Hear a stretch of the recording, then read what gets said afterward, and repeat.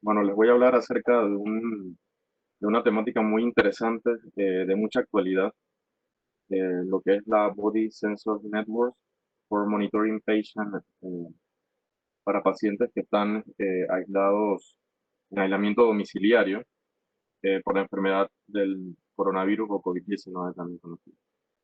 ¿Ok? Lo primero, recordarles quedarse en casa, lo que es cumplir con el distanciamiento social, que es algo muy importante para frenar la propagación del coronavirus o la enfermedad por coronavirus. Voy a darle primero un panorama general de cómo estamos y cómo se generó todo. En diciembre del 2019, en Wuhan, China, pues se dio o se reconoció el primer brote de una neumonía que era desconocida, ¿ok? Y que todavía sigue siendo un poco desconocida. El 7 de enero, pues las autoridades de China dieron la alerta de que había un nuevo coronavirus al cual se le tituló o se le denominó enfermedad por coronavirus y se le conoce como COVID-19.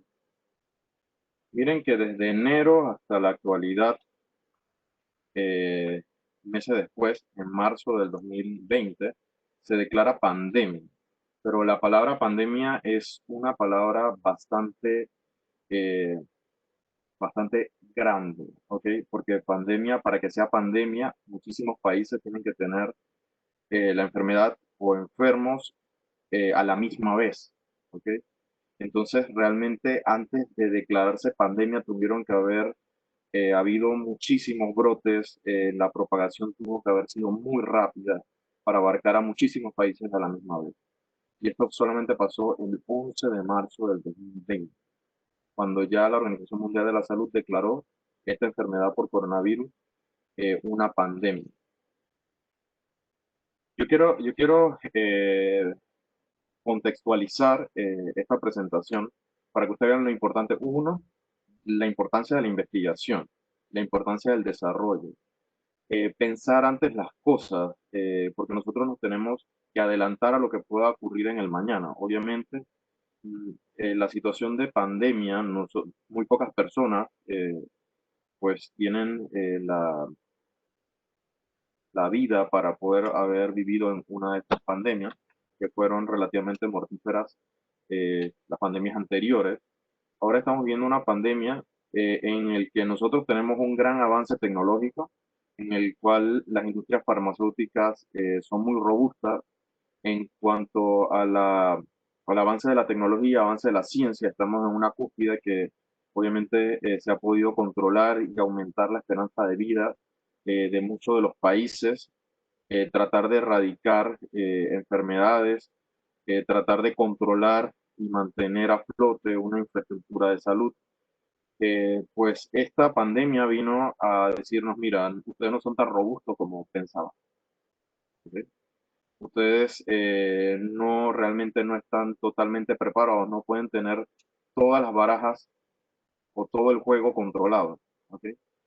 Ustedes tienen una estructura todavía que es frágil, por más robusta que se piense.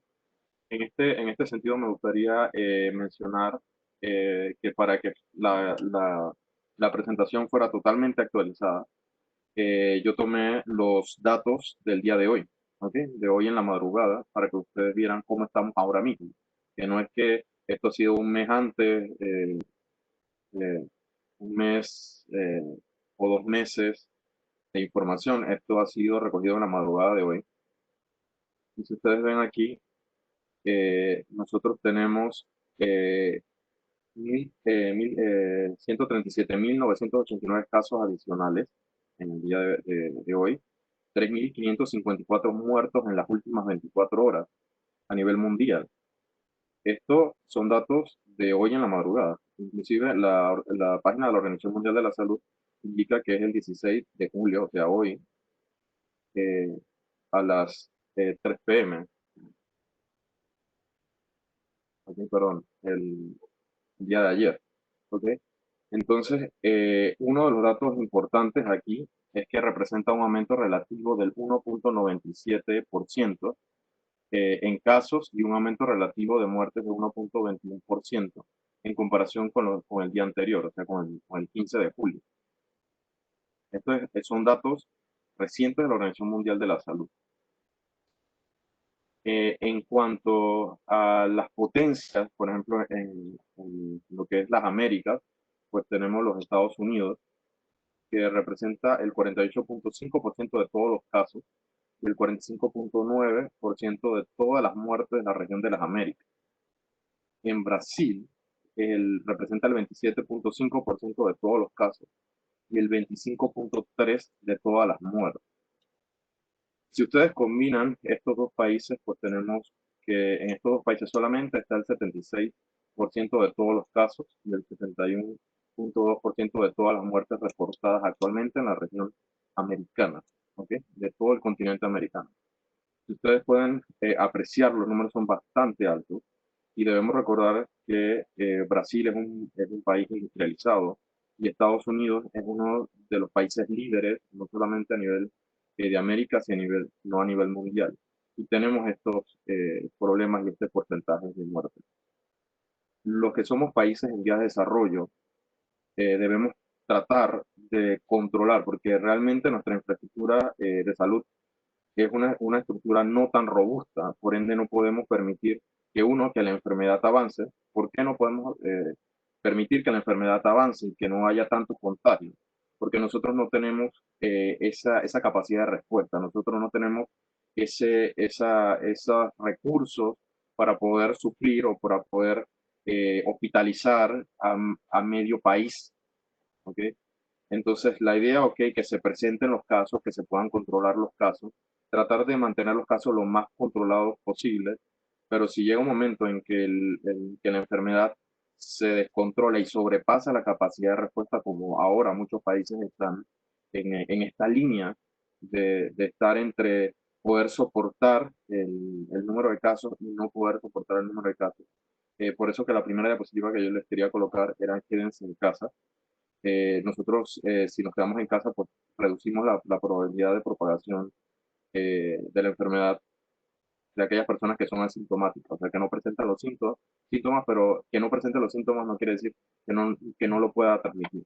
¿Sí? Entonces, obviamente, aquí también les quiero comentar que todo lo que tiene que ver con el coronavirus disease, o sea, la enfermedad de coronavirus, esta enfermedad está en estudio actualmente, obviamente porque es algo nuevo, algo que se está estudiando, por eso que ustedes pueden ver que se puede publicar algo un día y después se puede publicar otro día dependiendo de los resultados, porque no sabemos cómo puede evolucionar esta enfermedad. Yo voy a fijarme en los datos que, que son los datos que yo vivo personalmente, porque obviamente soy de la República de Panamá. Nosotros tenemos una población de poco más de 3 millones de habitantes, ¿ok? Entonces, hay que hacer este análisis por cantidad de habitantes del país. Nosotros estamos en este país que se llama Panamá y nosotros vemos la conducta de la propagación del virus, a pesar de que en Panamá se han utilizado métodos de mitigación o de contención más que todo, como cercos sanitarios para evitar que las personas se muevan de lugares que ya han demostrado que tienen una gran cantidad de infectados, que se puedan mover hacia otras partes, ¿ok? Pero ¿cómo ustedes controlan la población de un país? Se ha dicho que pues culturalmente nosotros somos diferentes a otros países como son China y esto nos hace que el tipo de soluciones que nosotros podamos tener sea diferente. ¿Ok? Entonces, culturalmente nosotros tenemos que pensar en que tal vez las soluciones de un país no sean iguales a las soluciones que nosotros tenemos o podemos presentar. Por ejemplo, se dice que uno de los grandes beneficios de lo que aportó más a poder controlar esta enfermedad en China fue que ellos acataron perfectamente las instrucciones eh, de lo que son las autoridades de salud. Pero nosotros no podemos suponer que en nuestros países de Latinoamérica o en nuestro país en particular pues se van a acatar esas normativas. Lo dice el gobierno y todo el mundo cumple lo que dicta las autoridades. ¿Ok? Entonces, en este sentido, vamos a tomar de ejemplo Panamá. ¿Ok? En Panamá, esto igualmente ha sido tomado en la madrugada de hoy, que serían entonces los datos de ayer. Y aquí podemos ver que tenemos un total de 23.919 recuperados, pero tenemos 1.005 personas en salas de hospitalización y 159 personas en la unidad de cuidados intensivos. Tenemos en aislamiento domiciliario 21.158 personas.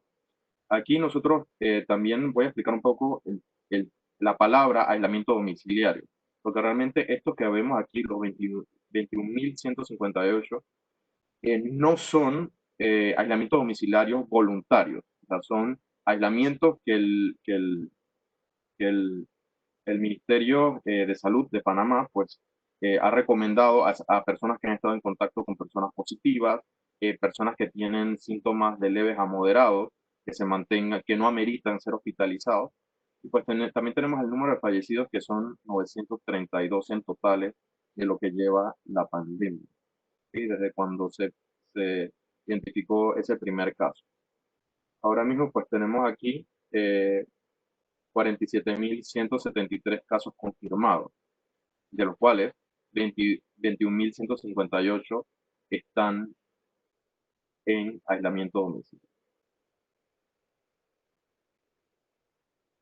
En este sentido, yo voy a tomar estos datos para nosotros tener en el contexto de qué estamos hablando.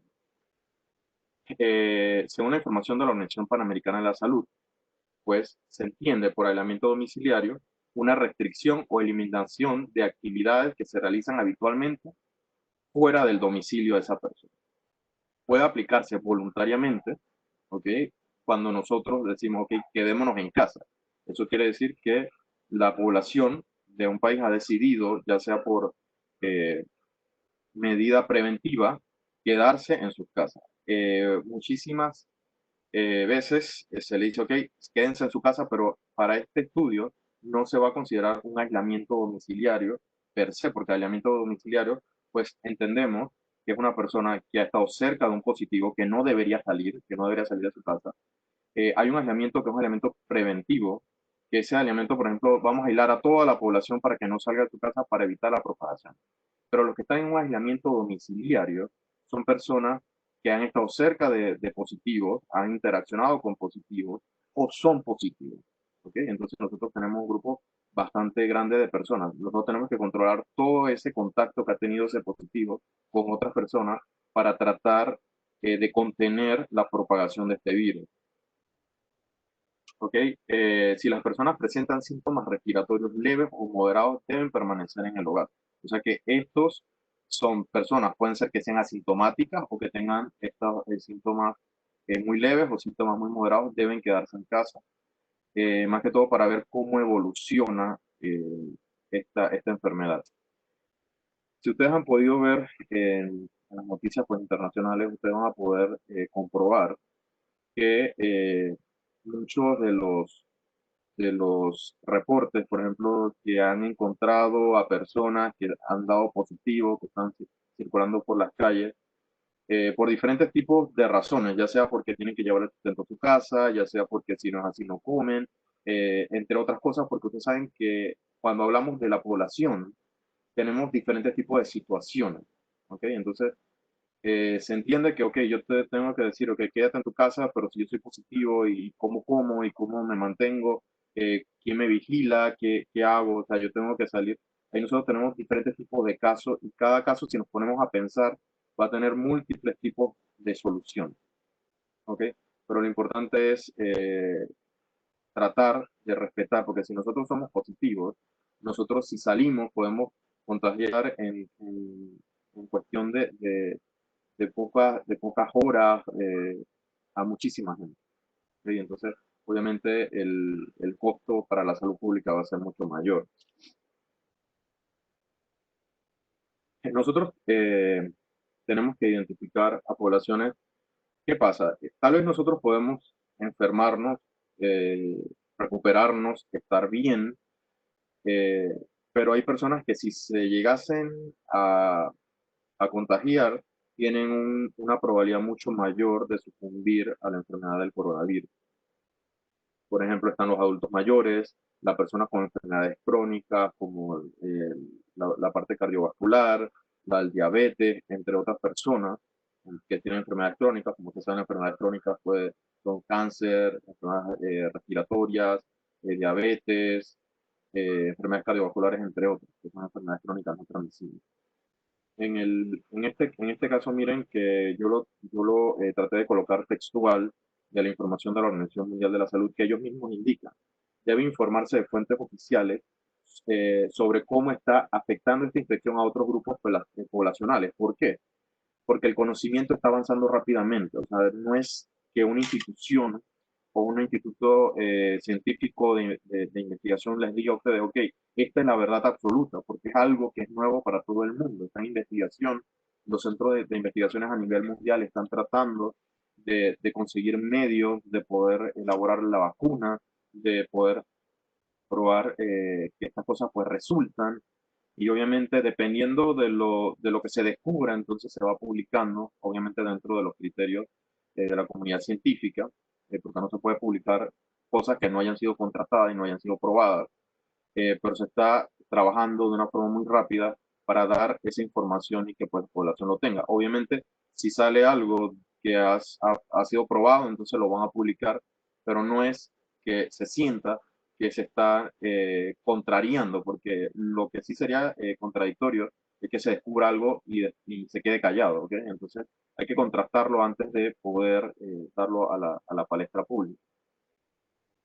En este sentido, ahora ya después de haber definido qué es la parte del aislamiento domiciliario, y que realmente, por ejemplo, en esa estadística que nosotros vimos de Panamá, el aislamiento domiciliario son personas que son o que han tenido contactos con personas positivas o personas que son positivas pero tienen síntomas leves o moderados. ¿Ok? Entonces tienen que estar aislados en su casa, tienen que tener en su cuarto, no pueden tener contacto con otras personas, salvo que sea a través de redes sociales o a través de medios que sean sin contacto.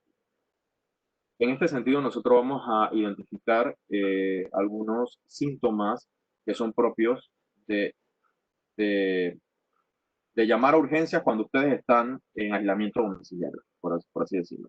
Ustedes han salido positivos y a ustedes de repente ustedes se sienten que tienen una respiración más rápida de lo normal, tienen fiebre difícil de controlar, más de 24 horas que no mejora con medicamento esta fiebre, si el pecho le suena o le duele al respirar, si pasa mucho tiempo dormido o tiene dificultad para despertar, presenta tanques o convulsiones, decaimiento, deterioro del estado general de forma rápida. Entonces yo les pregunto, todos nosotros no tenemos el mismo características o no tenemos la misma situación, ni social, ni económica, ni contamos con el mismo número de personas o no sabemos si todas las personas están en igual situación en una determinada casa. Entonces, por ejemplo, si a usted le pasa algo, a ese paciente le pasa algo mientras está dormido o está evolucionando, porque usted sabe que usted es positivo, tiene síntomas leves o moderados, pero a usted le dieron el régimen de aislamiento domiciliario porque no ameritaba que lo hospitalizaran, porque el riesgo es mayor debido a la cantidad de personas que tienen o que se tratan en estos hospitales y que solamente se utilizan de la parte de hospitalización cuando el paciente requiere, pues la requiere, o sea, no va a ser medida preventiva. La medida preventiva es aislamiento domiciliario. En este sentido, nosotros tenemos que ver lo siguiente. Hay muchas cosas que han pasado y nosotros tenemos que tener, uno, la malicia, dos, nosotros tenemos que eh, medir los riesgos. Entonces, ¿cómo usted sabe que esa persona que ha dado positivo no está saliendo de su casa? ¿Cómo usted lo sabe? ¿Cómo usted lo identifica si es una persona asintomática que ha dado positivo? Entonces, realmente nosotros podemos dar muchísimas pruebas, realizar muchísimas pruebas, identificar. estos pacientes, pero realmente nosotros deberíamos tener algún tipo de control, porque tampoco es que nosotros podamos pensar, ok, la población nos hace caso. Nosotros les decimos que no salgan de su casa y ellos no van a comer ni nada, pero no van a salir de su casa. Entonces eso es algo que nosotros deberíamos tener esa malicia para poder manejarlo. ¿Ok? En este sentido, ustedes ven que todos estos parámetros que aparecen aquí son detectables a través de las tecnologías biomédicas. Nosotros podemos utilizar las tecnologías biomédicas para, por ejemplo, poder eh, tratar o poder recabar esa información y poder darle atención a un paciente que no pueda dar una respuesta porque, por ejemplo, una persona que está convulsionando, una persona que tiene problemas para comunicarse, una persona qué sé yo, porque recuerden que la población somos todos y todos somos heterogéneos y tenemos diferentes tipos de situaciones. Tenemos adultos mayores, tenemos personas con enfermedades crónicas, tenemos personas que tienen un cierto grado de discapacidad, tenemos muchísimas otras personas. Y tal vez en el aislamiento domiciliario, y también ustedes lo han podido ver pues, en las noticias, han habido diferentes tipos de situaciones que realmente se hubieran podido evitar si hubiéramos contado con algo de poder controlar, ok, mira, las personas se están moviendo, esta persona positiva está en una posición XY, ok, vamos a mandar unidades allá para determinarlo y poder localizarlo y poder así controlarlo. En este sentido, pues ya ha tocado, ha sido un problema porque realmente nosotros no nos fijamos tanto en, por ejemplo, si el problema lo tiene otra persona, tal vez nosotros no lo veamos, pero como esta es una pandemia, que simultáneamente hay muchísimos grados o cantidades de países pues, contagiados, nosotros podemos poder observar que han habido diferentes tipos de movimientos para tratar de hacer las cosas mucho más sencillas. Y por ejemplo, el FDA también se ha pronunciado.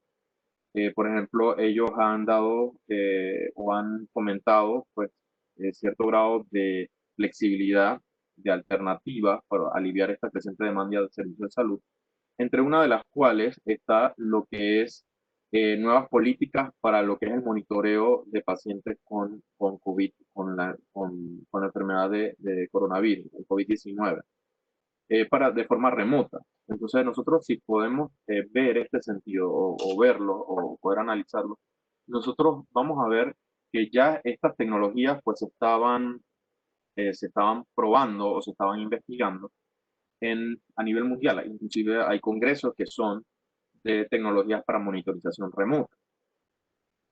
Si ustedes pueden ver, hay muchísima documentación, hay muchísimas investigaciones, yo solamente les he puesto algunas, en el cual utilizan dispositivos portables, vestibles, o sea, que se puedan colocar en la ropa, que sean inobstructivos, o sea, que no obstruyan nada, eh, y podemos monitorear señales de diferentes tipos a distancia, como es la parte de lo que es las ondas electrocardiográficas, las electromiográficas, frecuencia respiratoria, la parte de temperatura. Todo esto, pues hay mucha documentación, muchísima investigación que se han hecho acerca de estas nuevas tecnologías. Entonces, tal vez hacer algo que involucre estos tipos de dispositivos, que son tecnologías biomédicas, que detectan las señales fisiológicas, los parámetros de salud del paciente de manera remota, sería tal vez una solución adecuada para no solamente monitorear la salud del paciente, sino también monitorear la ubicación. Hay, como les comenté, diferentes casos, diferentes tipos de situaciones en los que hay pacientes pues que se dice que estuvieron en aislamiento domiciliario y de repente se complicaron, la ambulancia no llegó a tiempo, diferentes tipos de situaciones, ¿ok? Diferentes tipos de casos. Tantos casos como heterogénea es la población. Entonces, en este sentido, si hubiera un sistema centralizado que se pudiera parametrizado también, en los cuales se toman pues las señales fisiológicas de las personas que están en aislamiento domiciliario, porque recuerden que las personas que están en aislamiento domiciliario son personas que pueden evolucionar en cualquier momento, ya sea positivamente, pero también negativamente. Entonces, tenemos que ver a estas personas como uno, posible fuente de propagación del virus, ya que sea, porque obviamente las personas que ya están hospitalizadas, están contenidos, ¿ok? No pueden salir de ahí, pero ¿quiénes son los que no están contenidos? Los que están en aislamiento domiciliario. Entonces nosotros deberíamos, uno, garantizarles a ellos con la parte de la sensórica, la parte de detectar pues las señales eh, fisiológicas de ellos para ver la evolución que van teniendo con la enfermedad y realmente darle la alta cuando ya no tienen nada que indique que después de la cuarentena pues no siguen con los principios de la enfermedad. Porque recuerden que ustedes pueden estar bien en un momento, pero en un descuido pueden contagiar.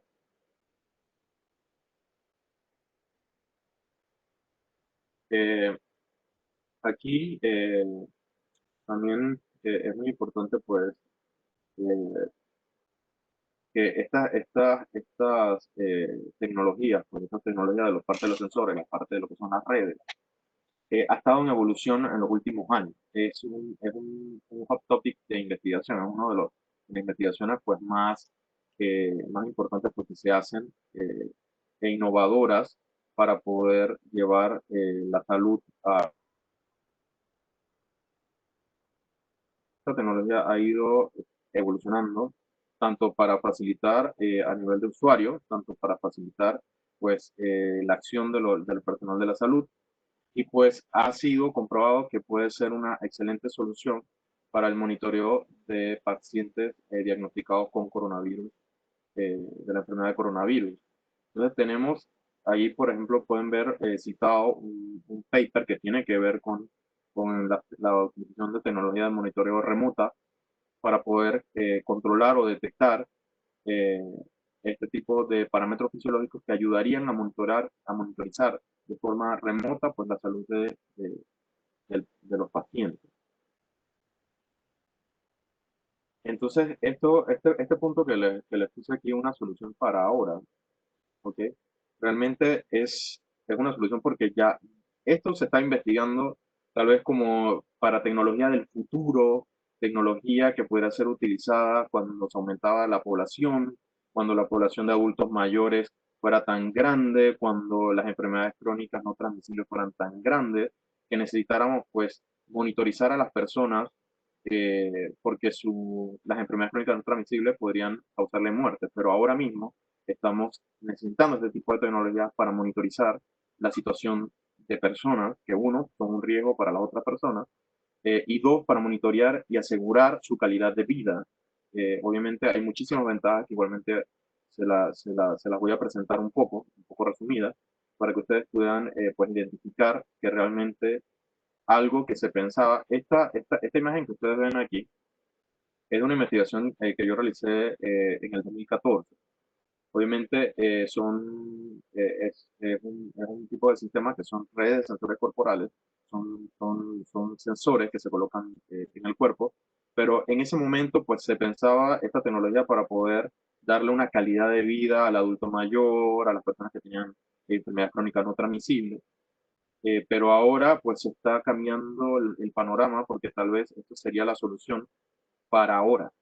¿Ok? Para tratar de darle esa seguridad. Y tal vez porque cuando las personas están en el aislamiento domiciliario y tienen un cuadro, un sentimiento, que ya sería hacia lo psicológico, que si le pasa cualquier cosa tienen que acudir al médico. ¿Ok? Entonces, realmente deberíamos saber el margen, porque igualmente, si ustedes ven, ya con la cantidad de personas hospitalizadas, se está a punto de saturar el sistema de salud. Entonces, imagínense que se sature con personas que realmente eh, no requieran una hospitalización. Entonces, ahí estaremos hablando de mala administración de estos recursos. Tal vez, pues, la utilización de esta tecnología remota, pueda ayudar a este asunto y poder brindarle una solución a esos pacientes para que estén más seguros, para decirle, mira, yo lo estoy monitorizando, tiene una temperatura de tanto, tienes una frecuencia respiratoria de tanto, lo que deberías hacer es pues eh, tomar este tratamiento o cambiar el tratamiento o modificar este tratamiento a base de medicamentos Y todo eso se puede hacer a través de plataformas remotas. En este sentido, ya se ha evolucionado bastante en cuanto a la incorporación de esta red, de una red inalámbrica de área corporal. Y como yo se lo explico siempre a mis estudiantes, nosotros teníamos una red, que era una red que abarcaba países. Nosotros veíamos una red, que es un protocolo que también son IEEE, que abarcaba lo que son ciudades, las redes LAN, que son las que nosotros tenemos en nuestras casas para conectarnos, para tener internet, por ejemplo, la wireless LAN, está en nuestros hogares. Tenemos otra red, que es la de Personal Area Network, que son estas con los dispositivos inalámbricos, nuestros audífonos Bluetooth, en fin, pues tenemos todo lo que sea inalámbrico que esté alrededor de nuestro cuerpo.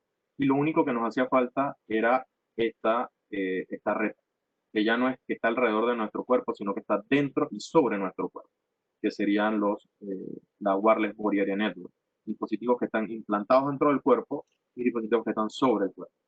En el caso de esta red, pues el protocolo del IEEE es el 802.6, y este protocolo salió en marzo del 2012.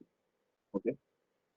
En marzo del 2012 había salido este protocolo. Obviamente, todavía está en investigación en la parte de desarrollo, todavía están eh, probándolo para diferentes tipos de aplicaciones, pero ya hay un protocolo de comunicación que es para redes de sensores médicos inalámbricos dentro y sobre el cuerpo. Igualmente esta red también fue creada para ser utilizada para videojuegos y también utilizada eh, para fines militares, pero para el campo de medicina, pues es lo que se conoce como la Wireless Body Area Network médica, porque las otras aplicaciones realmente son anexas a esta red, y pues sería una red definida de sensores corporales dentro y fuera del cuerpo, donde el cuerpo humano tiene una área restringida, o sea que no podemos tener más sensores de lo que nuestro cuerpo aguanta, ni tampoco tener aplicaciones repetidas. Por ejemplo, nosotros no podemos tener 50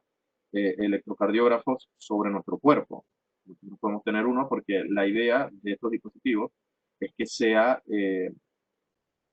que la persona que los tiene puestos no sepa que los tiene puestos o que se olvide que los tiene puestos, ¿okay? Que puedan hacer su vida normal con estos sensores en la red.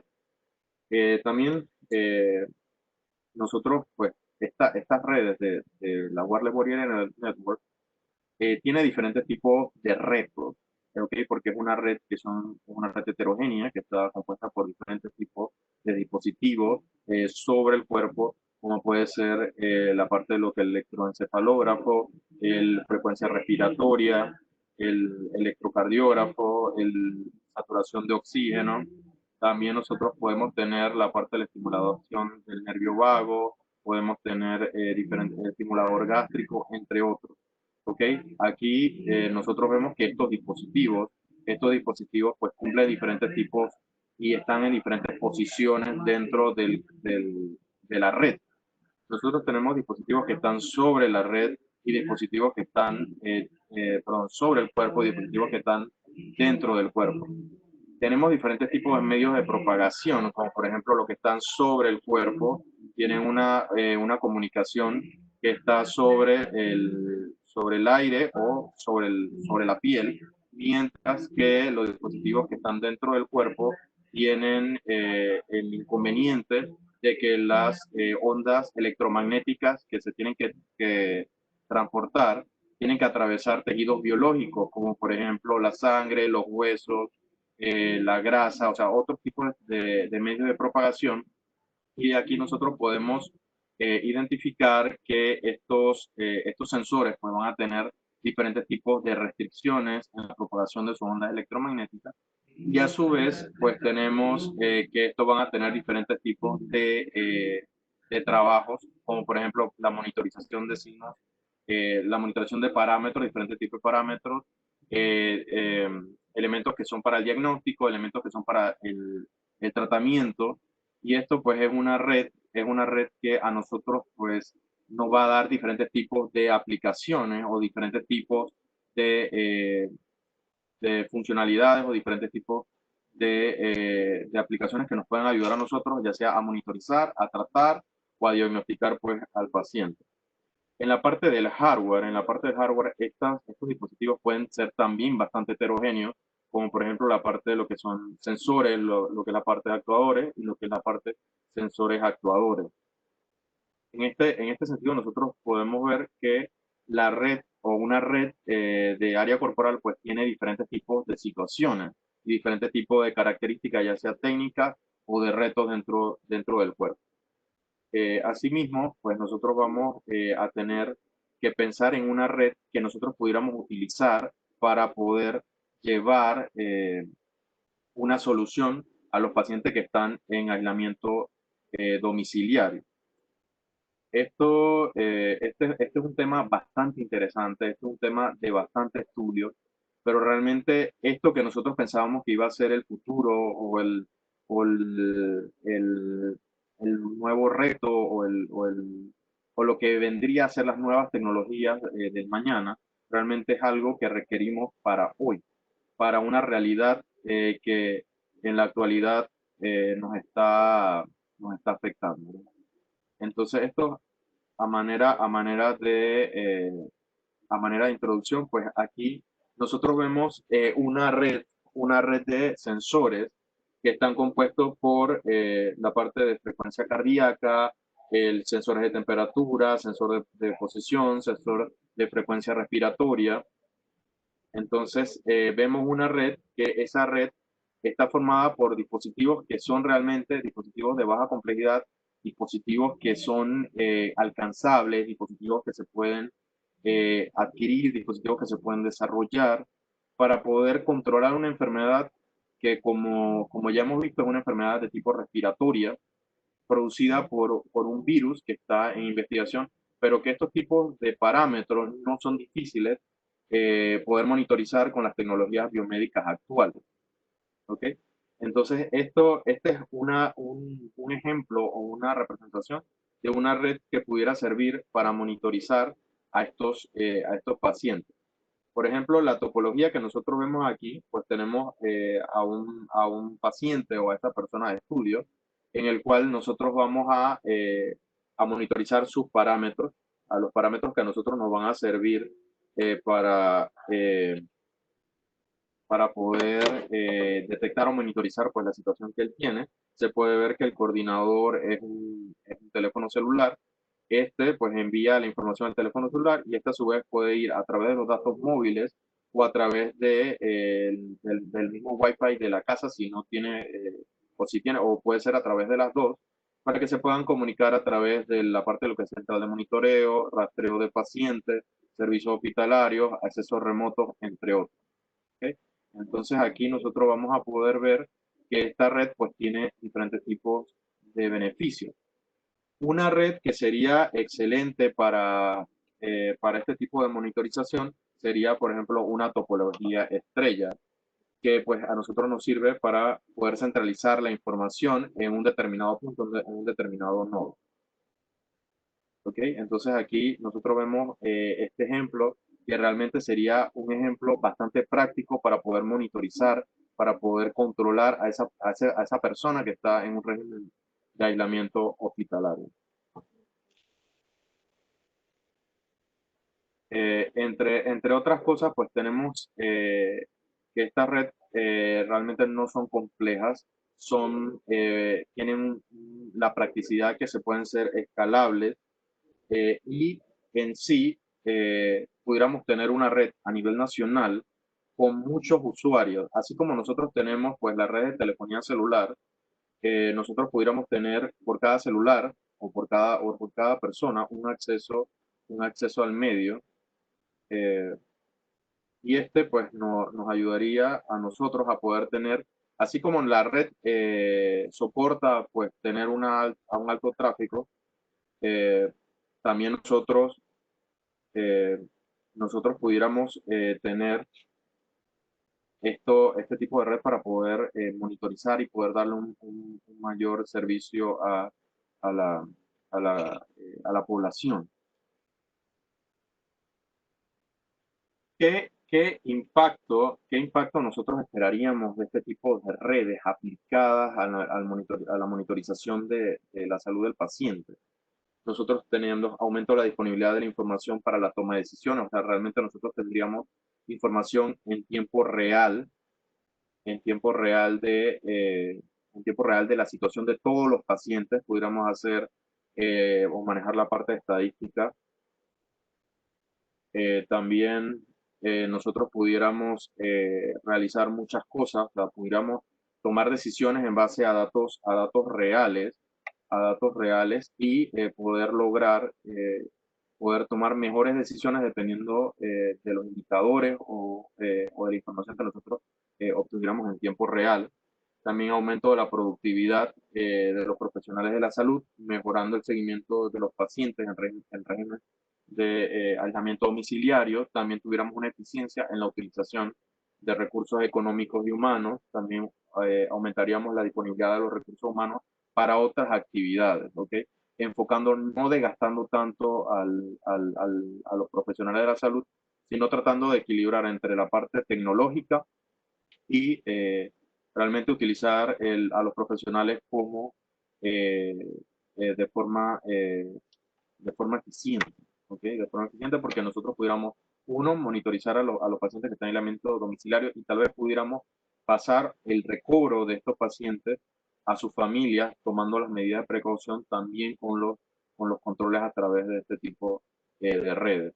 Igualmente, mejorar significativamente la calidad de la atención a través de mantener vigilados las 24 horas a estas personas que están en régimen de aislamiento domiciliario, reducción de la exposición por coronavirus a los profesionales de la salud, localización real en tiempo y espacio de todas las personas que están en régimen de aislamiento domiciliario, permite alta escalabilidad. Esto quiere decir que nosotros, a medida que vayan saliendo casos, nosotros podemos asignarle una wireless band, obviamente para cada una de estas personas, y son altamente escalables. Igualmente, los parámetros nosotros los controlamos dependiendo de la frecuencia que nosotros queramos monitorizar diferentes tipos de parámetros. Entonces, realmente el impacto es muy positivo. Entonces, ahora el tema es, pero ¿por qué no se desarrollan? Esto tiene un costo en la parte de lo que es desarrollo, en la parte de lo que es implementación, y realmente se tendría que planificar muy bien la implementación de este tipo de tecnologías, pero realmente representa o pudiera ser una solución muy factible en cuanto al control o a frenar la propagación pues, de una enfermedad como es, no solamente la del coronavirus, sino podría ser diferentes tipos de enfermedades. Esto que está aquí se lo coloqué más que todo para que vieran. Yo soy, como ya me presentaron antes de iniciar la charla, pues yo tengo un doctorado en biomedicina, mi especialidad es en telemedicina. Trabajé en un centro de investigación en Europa, justamente para el área de Wireless Body Sensor Network. Y este tipo de investigaciones, realmente nosotros tratamos de ir más allá, ¿ok? Tratamos de desarrollar tecnologías que estas personas que fueran adultos mayores o que tuvieran enfermedades crónicas no transmisibles, como ya vimos, diabetes, cáncer, enfermedades cardiovasculares, enfermedades respiratorias, puedan utilizar este tipo de dispositivos y que también fueran de forma remota, o sea, que no tuvieran una dependencia a las baterías o a que estos se descargaran o que pasara algo, sino que realmente aprovecharan las tecnologías que hay dentro del cuerpo humano para transformar un parámetro físico en un parámetro eléctrico. Entonces, en este sentido, pues nosotros investigamos como la tecnología del futuro, así como también en este centro de investigación se está investigando la nueva red de telefonía celular que en su momento pues todavía no se ha logrado, la 5G. ¿Ok? que es para, porque cada una de las generaciones de telefonía celular pues tiene una serie de requisitos para que se pueda considerar como 5G o la evolución de esta, ¿no? Eh, Esto se los dejo para que ustedes sepan y que que lo tengan siempre presente, que sus mentes, su experiencia, su formación tiene que llegar o tiene que vertirse para el beneficio de la humanidad. ¿Ok? Es bueno que se siga la investigación, se investigue acerca de esto, se, se vea se vea otra perspectiva de este tipo de tecnología. ¿Por qué? Porque en sí, realmente nosotros estamos pensando en el mañana, pero el mañana nos ha llegado de repente. Porque si ustedes le preguntan, le digo, ok, ¿ustedes piensan en una nueva pandemia, en algo que de repente azotaría la economía mundial? Nadie estaba preparado para eso. Entonces, tal vez lo que usted está investigando ahora realmente en el futuro, para futuro, tal vez el futuro sea hoy. Entonces, yo les dejo esto para que ustedes vean, uno, que esto no es que ha salido de la noche a la mañana.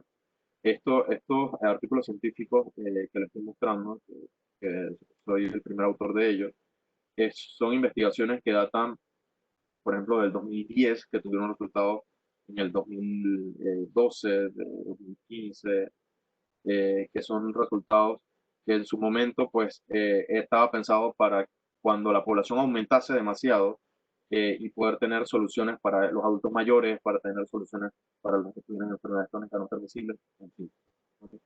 Entonces, esto es una de las cosas que les quería mostrar y decirles pues que esta imagen, que fue la que es una de las primeras que se mostró en la presentación de una persona anciana con su nieto y que estaba a través de un vidrio. Realmente tal vez no se puedan tocar, no se puedan sentir, pero sí pueden tener contacto, ¿ok? A través de la tecnología.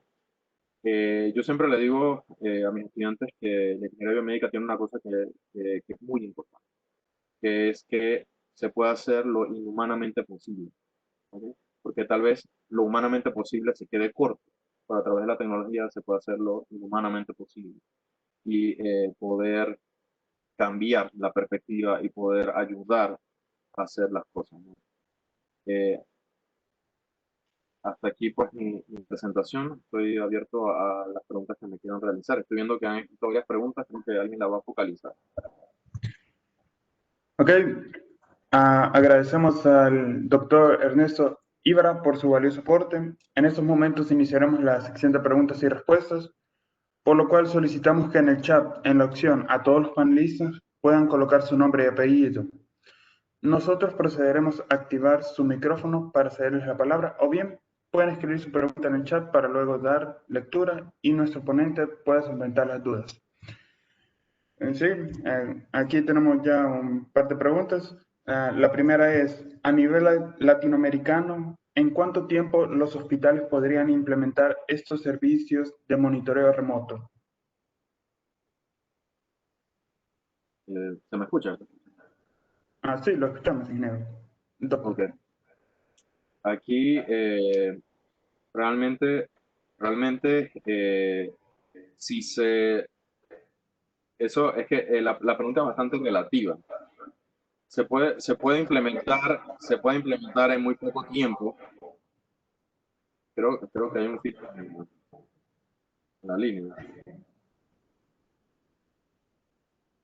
¿Aló? Mm, Es que creo que hay como interferencia en la línea. Ok, se pudiera, imaginemos que el país está muy interesado en poder aplicar este tipo de tecnologías, en arriesgarse, porque recuerden que esto es tema de arriesgarse, porque si una implementación de un proyecto de ciencia y tecnología, así como lo es el proyecto de teleradiología o el proyecto de telepatología o el proyecto de teledermatología, es un riesgo porque es una innovación y es un proyecto de investigación y de innovación tecnológica.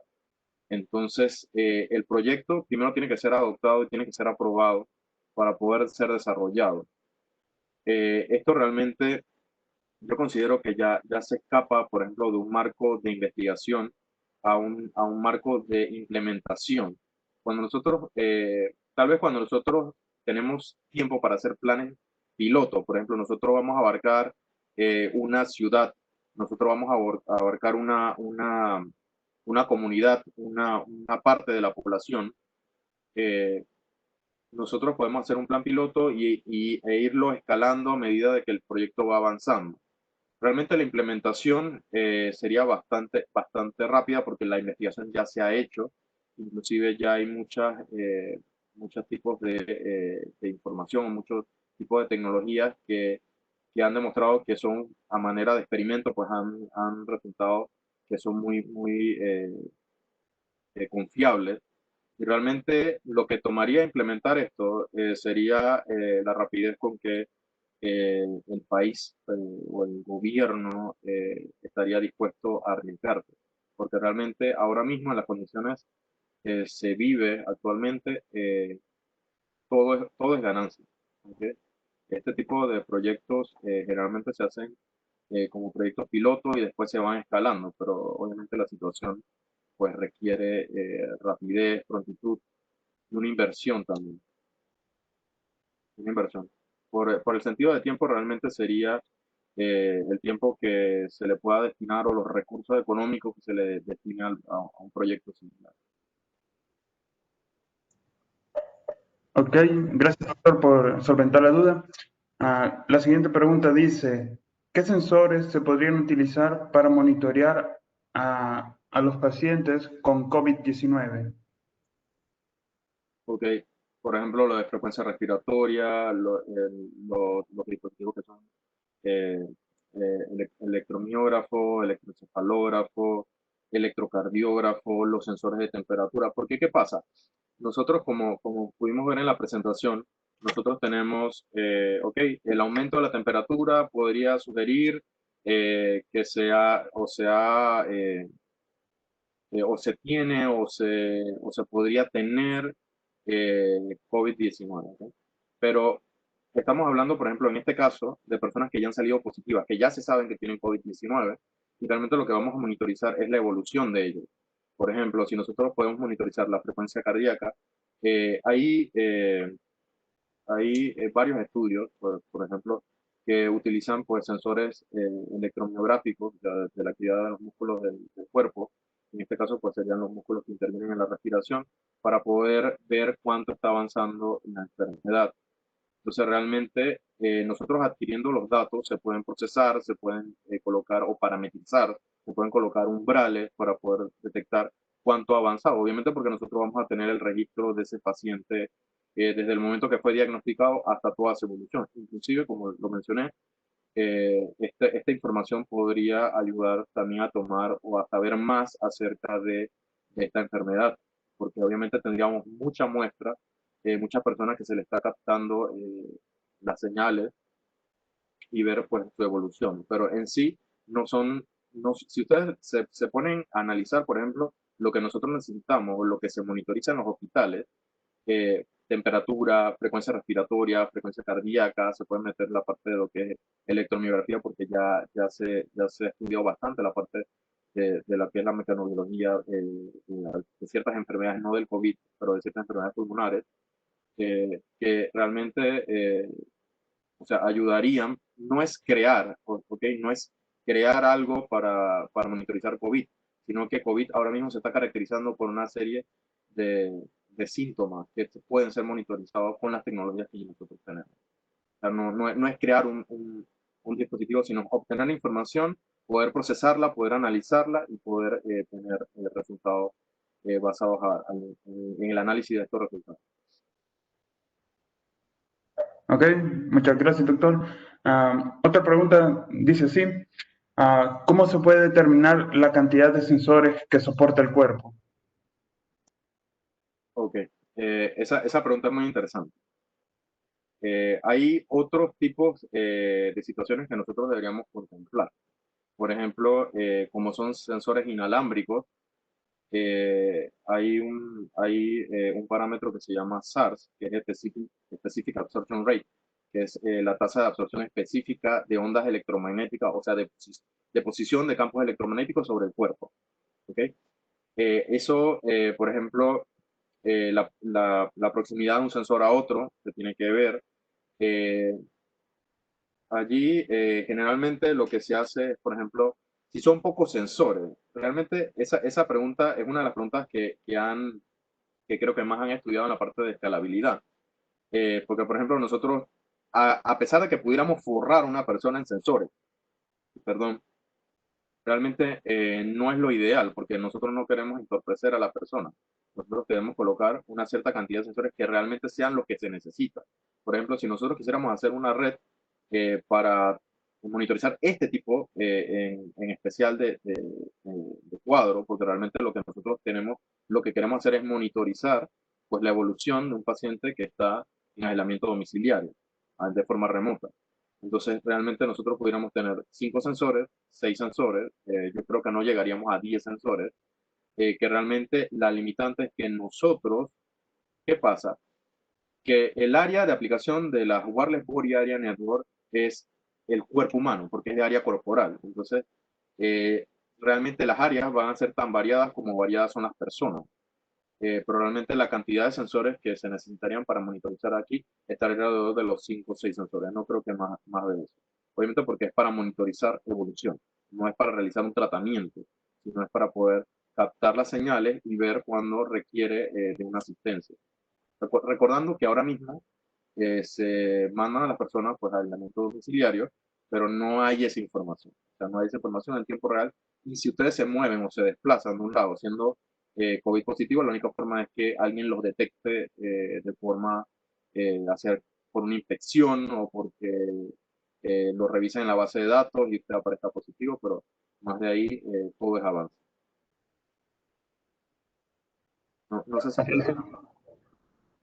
¿Ok?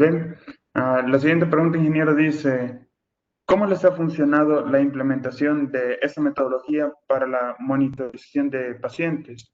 ¿Y cuáles son los protocolos de transferencia de IEEE que utilizan? Ok, aquí antes del 802.15.6, que es el protocolo de comunicación del Wireless WAN, el IEEE 802.15.6, se utilizaba, por ejemplo, el Zigbee de baja energía, que es el 802.15.4, si no me equivoco, si mi memoria no me falla.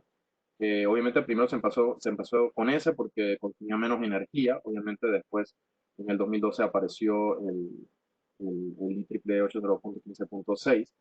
Esto, como les comenté, inclusive ustedes lo pueden ver, hay congresos que se hacen anuales, que son congresos que se llaman Body Sensor Network, ¿ok? Que es un congreso de la IEEE, de la parte de comunicación y también de la parte de Engineering, Medicine and Biology Society. Eh, obviamente, hay aplicaciones muy sencillas, pero actualmente la mayoría o la mayor parte de estos sistemas están en desarrollo, están en investigación. ¿Okay? No se prueban, por ejemplo, primeramente por medios de simulación o simuladores que son conducidos por eventos, event driven, eh, pero por ejemplo, la aplicación para los ensayos clínicos y demás, eso todavía está en prueba. O sea, no es que tal vez los sensores, por ejemplo, los sensores comerciales que pueden utilizar el Zigbee, el protocolo Zigbee, el IEEE 802.15.4, que sean eh, sobre el cuerpo, tal vez estos sí están más disponibles que los que están dentro del cuerpo. Hay tecnologías que todavía no han podido, o sea, están trabajando inalámbricamente, pero no han podido trabajar o todavía no se ha podido implementar, pues redes. Porque que sea inalámbrico es una cosa, pero que trabajen en red es otra. Porque un dispositivo biomédico puede ser inalámbrico, pero no trabajar en red. En este sentido, pues todavía están en desarrollo. Hay muchos prototipos que todavía pues no han sido reconocidos por la parte médica, pero ahora mismo pues hay una libertad eh, en cuanto a pues al cambio de políticas debido a la situación de emergencia que se tiene. O sea que ahora mismo es como el momento de poder desarrollar tecnología para poder aplicar o poder mejorar este tema de lo que es costo-beneficio. Ok, muchas gracias, ingeniero, por solventar esa duda. Aquí también tenemos otra pregunta que dice, si en dado caso un país decide arriesgarse a implementar el sistema de monitoreo domiciliario, más o menos cuánto sería el costo monetario para poder abarcar a la mayor parte de la población. Ok, allí depende de la cantidad de la población, porque obviamente todos los países no tienen el mismo número de habitantes. Pero, por ejemplo, si es en la parte de investigación, podría ser, bueno, es que depende de la cantidad de población y depende de las personas que realmente necesiten aislamiento domiciliario. No sería como bastante aleatorio, porque eso habría que hacer un estudio dependiendo de la cantidad de la población, pero obviamente entre más eh, por así decirlo, kits de monitoreo se necesitan por persona, obviamente así mismo el precio debería bajar. Ahora mismo los precios de todo lo que es dispositivos médicos pues pueden estar fluctuando bastante. Así que sería, por ejemplo, yo pensaría en un plan piloto eh, para un área muy pequeña, alrededor de los $200,000, pero como un plan piloto de pocas personas monitorizando, para que se pueda escalar entonces en el futuro. Obviamente depende de muchas cosas. Depende del tipo de tecnología que esté disponible, depende si se va a desarrollar o se va a adquirir pues elementos que ya estén disponibles, o sensores que ya están disponibles, o si se va a desarrollar desde cero. Yo quisiera comentar ahí, nada más para agregar a ese punto, que por ejemplo, al ser una tecnología que es mobile health, ¿ok? O sea que realmente tú estás utilizando las plataformas de la telefonía existente. No es que ustedes van a hacer las torres de comunicación, no es que ustedes van a hacer los sistemas de telecomunicaciones. Realmente un kit sería el kit más un coordinador que puede ser el teléfono celular del paciente, porque ustedes saben que pues, actualmente la cultura a nivel internacional o globalizada es que todo el mundo tenga un teléfono celular. Entonces, realmente, tú tienes el teléfono celular. Yo siempre le digo a mis estudiantes que a usted se le puede descargar lo que sea, pero lo último que se le va a descargar es el teléfono celular, porque en cuanto se le descargue, ustedes van a estar desesperados tratando de buscar un tomacorriente para conectarlo. Entonces, realmente es como el mejor coordinador que uno puede tener una red de sensores corporales, que los sensores transmitan al teléfono celular y que el teléfono celular transmita a una red existente. Estamos hablando de telefonía celular, estamos hablando, por ejemplo, de datos móviles, podemos estar hablando de la red Wi-Fi, del Wireless Local Area Network, que ustedes tienen en su casa, y realmente sería una situación de poder condensar, poder centralizar un lugar de monitoreo de esa señal.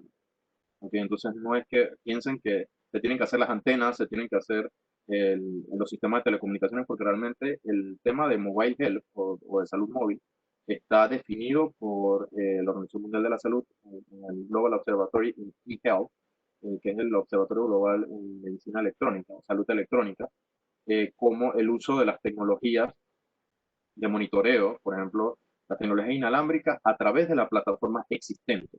O sea, que no es que nosotros vamos a hacer todo, sino que nosotros nos vamos a montar en una plataforma que ya existe. Y realmente, si ustedes pueden ver, una de las partes tecnológicas que mayor avance tiene son las partes de las comunicaciones. Eso nada más para agregar. Ok, gracias, ingeniero, por ese aporte. La siguiente pregunta dice, ¿será viable usar el cuerpo humano de alguna manera para alimentar o energizar los sensores que miden los parámetros corporales en adultos mayores? Eh, esa, esa, esa pregunta, en lo personal, a mí me encanta porque es uno de los campos que trabajo, que es la parte se llama Energy Harvesting, el enfoque, ¿ok?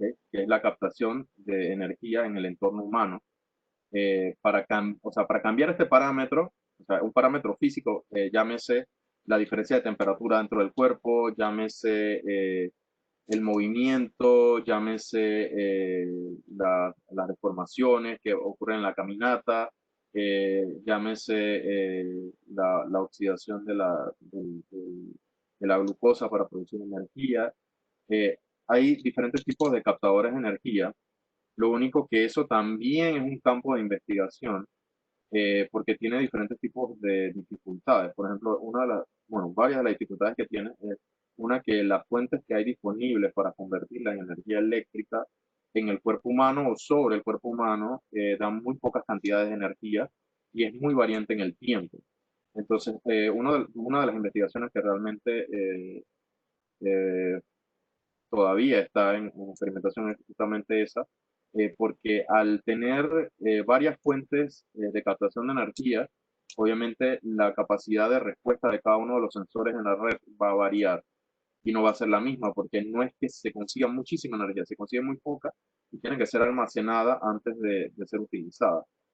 En los cuatro papers que mostré anteriormente, son papers que tienen que ver con alimentación de energía del cuerpo humano, ¿sí? En sensores corporales. Ok.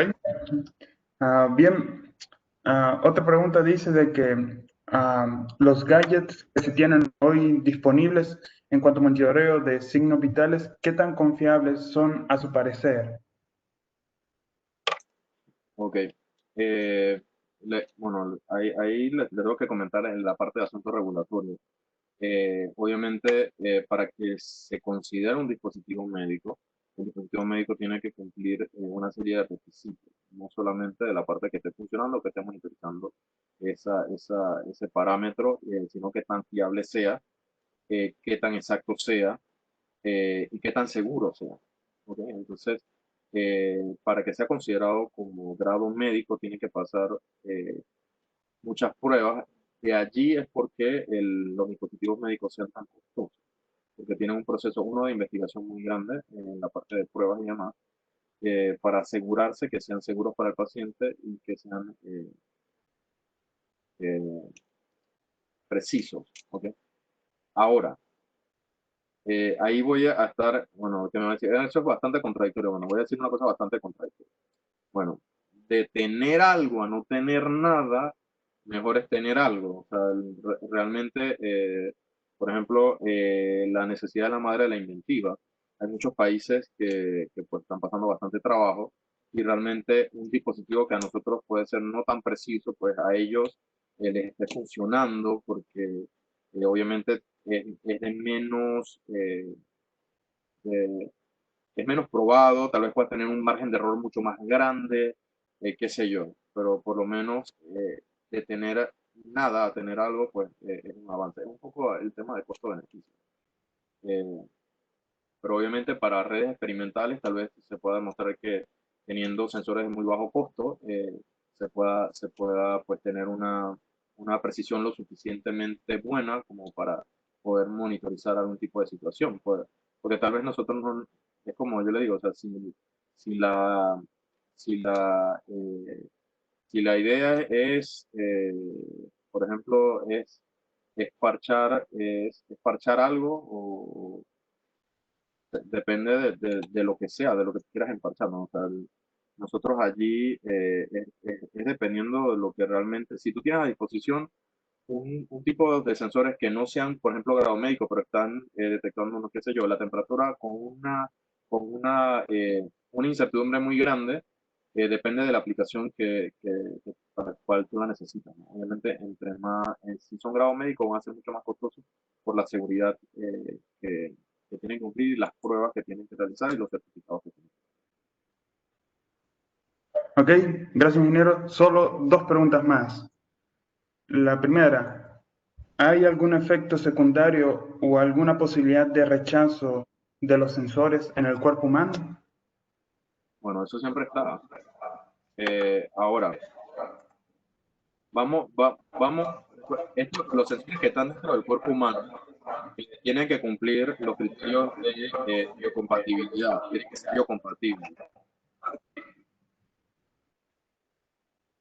los materiales con que están hechos deben ser biomateriales, tienen que cumplir con, por ejemplo, si son metales, tienen que tener un grado de liberación de partículas al cuerpo humano muy pequeña, eh, tienen que tener un grado de biocompatibilidad muy alto, obviamente porque si no, entonces van a fomentar lo que es la parte de lo que es, van a despertar los procesos inflamatorios, lo más seguro es que vayan le vaya a crecer pues eh, tejido, y vaya a encapsular el dispositivo médico. O sea, el tema no solamente es de lo que hace, sino también cómo está construido. Si es dentro del cuerpo humano, se complica mucho más. Por ejemplo, en la parte esta de lo que es la biocompatibilidad, tiene que ser biomateriales. Ese biomateriales ese componente no solamente cumple una función electrónica, sino que también tiene que ser biocompatible, eh, tiene que estar en perfecta sinergia con el cuerpo humano, porque si no, entonces vamos a tener una infección y obviamente vamos a tener el rechazo. Ok, muchas gracias, ingeniero. Última pregunta. Y esa pregunta me llama mucho la atención. Con todo el impacto que han tenido en el mundo las noticias e información falsas, como por ejemplo la transmisión del COVID-19 por antenas 5G, en su opinión, ¿cuál cree que sería el papel de los biomédicos en respuesta para resolver esta información? ¿Cómo cree que afectaría esto a la población la aceptación de múltiples sensores? ¿Y cuáles serían los parámetros más importantes? Porque, eh, primero nosotros tenemos que estar para informar. ¿Ok? Entonces, nosotros para poder informar tenemos que dominar el tema, tenemos que estudiarlo, tenemos que leer artículos científicos. La IEEE es una fuente de conocimiento muy grande. Aquí pues colaboramos nuestro granito de arena por los investigadores que estamos desarrollando temáticas parecidas.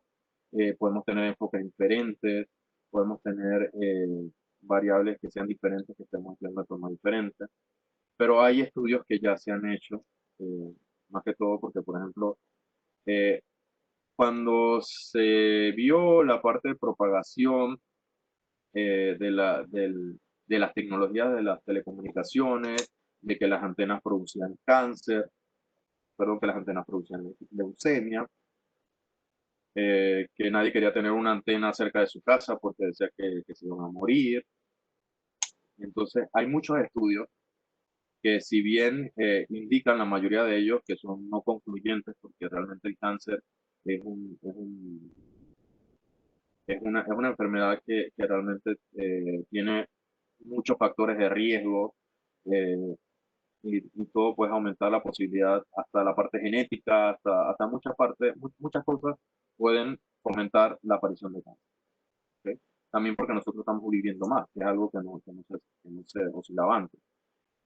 En este sentido, por ejemplo, hay cosas que ya están bien estudiadas. Por ejemplo, hay parámetros para lo que es el SAR, que era lo que le comenté del Specific Absorption Rate, que es la deposición de campos electromagnéticos por tejido, o sea, por kilogramo de tejido. Esos, tal vez no sea muy común escucharlo, pero por ejemplo, las computadoras que ustedes están viendo esta conferencia, sus teléfonos celulares y demás, todos ellos tienen estudio de SAS, Specific Absorption Rate. Si porque es uno de los requisitos que se instauró por una comisión que es de energías no ionizantes. Hay una comisión que es para exposiciones de radiaciones ionizantes. Hay otras que no son ionizantes, que sería todo lo que son campos electromagnéticos pues, que no logran, no tienen suficiente energía para ionizar la materia, o sea, no tienen la suficiente energía para separar las materias en cationes y aniones, pero que tienen energía y que podrían provocar algo en el cuerpo humano.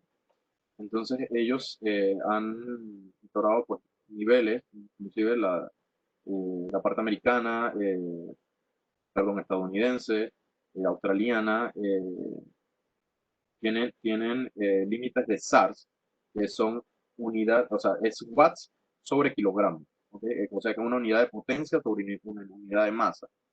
Esos ya hay parámetros que son parámetros de seguridad que se tienen que cumplir, o sea, las antenas no pueden si están dentro del cuerpo humano, pues se pueden simular cuántos SARS pueden impactar o pueden transferir al potencia por unidad de masa en el lugar donde están. Entonces, esos estudios ya se hacen, esos estudios, inclusive hay partes que dicen que no son concluyentes, ya ustedes saben que la mayoría de la población ha perdido el miedo a estar cerca de estas antenas de alta tensión, han perdido el miedo a estar cerca de las torres de telefonía celular, inclusive hay muchas compañías que alquilan un pedazo de parcela para colocarte una antena y te pagan una mensualidad por tener la antena allí. Todo el mundo quiere tener una antena en su casa porque les van a pagar por tenerla allí. Realmente, esto, ¿por qué se los explico?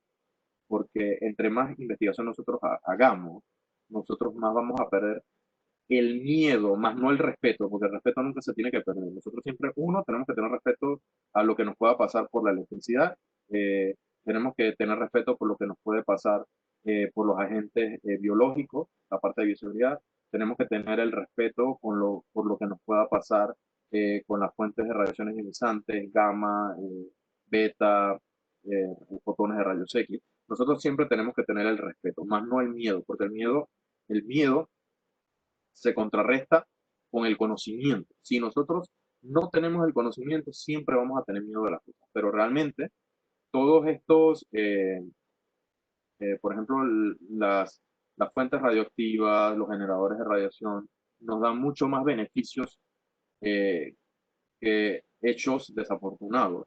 Y los hechos desafortunados están muy relacionados a que nos confiamos mucho. ¿Ok? Eso es lo que le quería comentar. Por ejemplo, estos temas de la antena 5G, realmente nosotros realmente tenemos que ser personas que tengamos en mente muy crítica. Por ejemplo, eso está científicamente comprobado. ¿De dónde salió esa información? Realmente, una de las cosas que a mí me puse en la presentación es que nosotros tenemos que fijarnos en documentación científica, documentación avalada, eh, porque realmente nosotros no debemos, porque como yo les comento, o sea, todo el mundo, cualquier persona puede decir las cosas, ¿ok? Pero hay que tener un fundamento, hay que tener una justificación, hay que tener, por ejemplo, si ustedes vieron, que una de las cosas que yo eh, tomé de práctica y de costumbre también, que es, por ejemplo, en presentaciones siempre coloco las referencias para que vean que, ok, pero ¿dónde salió esto? Bueno, ahí está la referencia.